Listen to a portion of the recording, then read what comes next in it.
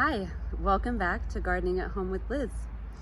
Today I want to talk about scientific observation and all the amazing biodiversity that we see here in Southern California.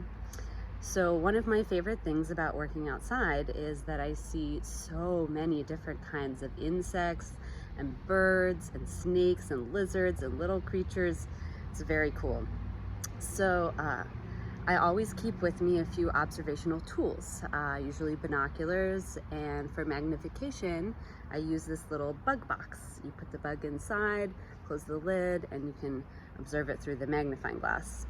One of our interns in 2018, I believe, found a tarantula hawk wasp and captured it in a jar, and we observed it. If you check out our Instagram and our Facebook photos, you'll see a lot of really cool creatures that we've posted, like California whip snakes and worm snakes, all kinds of insects and butterflies.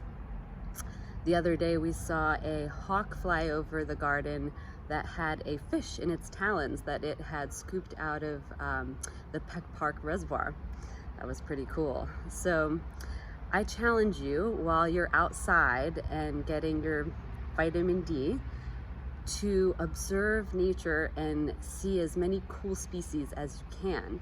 And I would love to see them if you tag us at Eco Urban Gardens on Instagram or Facebook. I would love to see some of your cool photos and observations, and maybe I could repost some of them. So I have a video for you today of two praying mantises mating. I don't know if anyone else has noticed that this year there are a ton of praying mantises.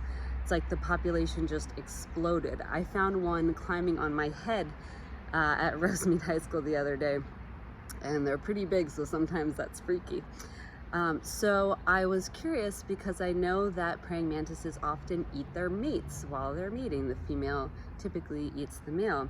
And then once I started reading up about it, I found out that that only happens about 30% of the time.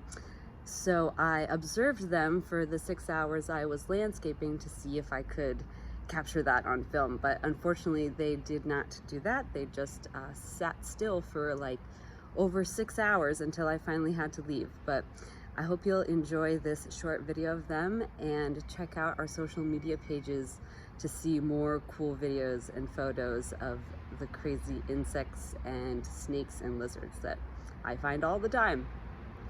And definitely reach out to us if you take your own videos. I would love to see them. So thanks so much, everybody. I hope you're holding up well and staying safe and taking care of your mental health. And I'll see you next week. Bye.